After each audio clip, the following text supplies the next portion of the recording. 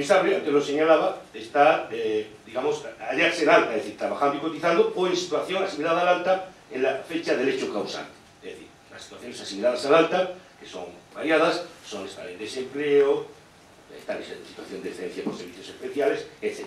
Hay un conjunto de situaciones. ¿Cómo se calcula la pensión de jubilación? Artículo 7. Esto afectaría más al INS, tendría que explicarlo el INS, pero bueno. El periodo de tiempo en que resulte reducida la edad de jubilación del trabajador, de acuerdo con lo establecido en el artículo 3, se computa como cotizado al exclusivo efecto de determinar el porcentaje aplicable a la correspondiente base reguladora para calcular el importe de la pensión de jubilación.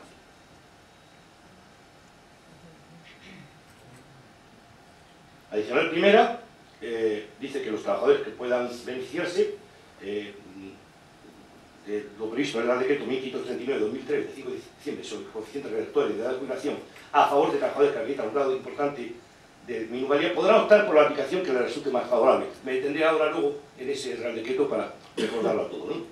Y dice que en posición adicional segunda, que es el INS y el Instituto Social de la Marina, realizarán específicamente en el ámbito de sus competencias una evaluación sobre el número de personas, digamos, que se benefician de la aplicación de este Real Decreto en periodo de 6 meses, ¿verdad? Que ya ha pasado más de 6 meses, ¿verdad? En la segunda, y es el título habilitante, dice que el Real Decreto a nivel nacional se dicta al amparo del artículo 149, 1 y 7 de la Constitución, que atribuye al Estado la competencia exclusiva en materia de régimen económico de la seguridad social, y es importante que lo dice, porque podríamos haber chocado,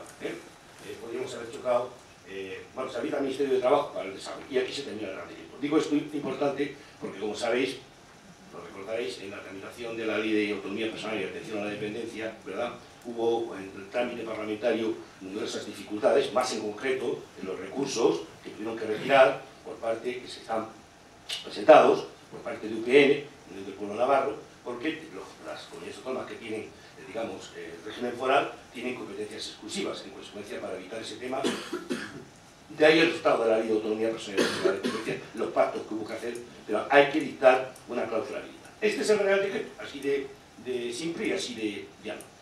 Dicho esto, ya me siento para poder hablar. Es decir,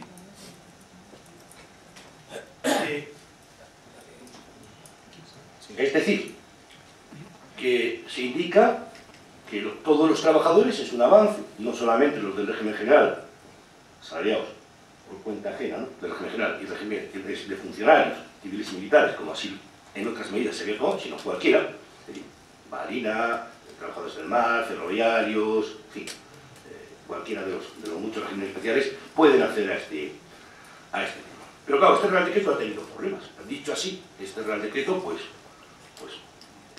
la voluntad política, la voluntad legislativa, nadie la puede cuestionar. Es el desarrollo de un mandato, el texto difundido de la Ley General de Seguridad Social, y una voluntad de beneficiar a determinados colectivos.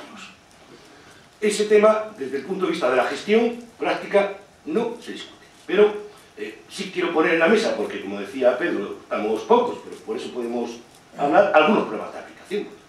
¿Qué mide dice el Real Decreto que eso se acredita mediante el certificado de discapacidad? ¿Y cómo se regula el certificado de discapacidad? Pues se regula también por la potestad que tiene el Gobierno Central de regularlo. Es decir, los certificados de discapacidad que emitimos los centros base no son decisiones de cada comunidad autónoma, no son decisiones de los directores de los centros, no son decisiones de los equipos de evaluación, sino que aplicamos un Real Decreto a nivel nacional, es decir, cuya posibilidad de cambiar está en manos del órgano que tiene esa competencia, que es el Gobierno Central, y que además está tutelado judicialmente en nuestras decisiones. Es decir, que si nos salimos del Real Decreto, cuya competencia es central, si nos salimos del Real Decreto, sin duda, podemos encontrarnos con un juez que nos esté acusando de fraude de ley. En perjuicio de nosotros, los empleados públicos, pero también para garantía de los usuarios. Cuando nos equivocamos, tutela judicial efectiva, reclamación previa y directamente a la magistratura, que, como sabéis, en la primera instancia no hace falta ni llevar agua. No es necesario. Si lo llevas, lo pagas, pero no es necesario directamente, pues la magistratura se rige por el principio del derecho romano de indubio pro operario, indubio a favor del trabajador, ¿verdad? Es la legislación es la magistratura, donde, digamos, la parte que es acusada, digamos en este caso, comillas, la administración, que dicta una resolución que puede no ser de la satisfacción del interesado, tiene que acreditar que lo que dice es correcto. Y aquí nos encontramos con el problema. Un problema conceptual, francamente, importante. Porque una cosa son las enfermedades y otra cosa es la funcionalidad que deja la enfermedad. Es que son dos cosas distintas. Para no herir susceptibilidades diré que paso el día explicando a la gente que me dice que tiene un infarto de miocardio. Digo, bien. Y dice, ¿por qué unos sí y otros no? Tienen discapacidad. Pues porque algunos, efectivamente, terminan el infarto, fase aguda, termina, y luego tienes un informe del correspondiente cardiólogo que dice que no tiene secuelas y que incluso le recomienda hacer gimnasia. En consecuencia, cero de discapacidad. En cambio, otros infartos de miocardio dejan una discapacidad, unas secuelas, dependiendo. En consecuencia, lo que determina el grado de discapacidad no es la enfermedad, sino las secuelas que deja. Primer punto importante. Segundo, la confusión. Permítanme con todo el cariño de los que lo han hecho. Habiendo puesto de manifiesto la voluntad de intentar arreglar. Porque, claro, decir en el artículo primero, en el primer punto de las enfermedades que están protegidas por este Real Decreto, que son las enfermedades de la discapacidad intelectual ante el retraso mental, y luego anunciar determinadas enfermedades y no otras, nos lleva a todos al carajal. Por ejemplo, el síndrome de West. El síndrome de West tiene dos secuelas. Como si hay por aquí algún médico rehabilitador conocerá mejor que yo. Uno es el retraso mental y otro es la epilepsia. Y hay síndrome West, que tiene la epilepsia controlada y en algunos casos, en otros no, y en otros casos que produce una disminución del cociente intelectual que a veces no le da ni la discapacidad y en algunos casos puede ser severo o incluso profundo. En consecuencia, lo que genera dificultad no es tener síndrome West. No es tener síndrome West. Pero en cambio no citan el síndrome West y sí el retraso mental.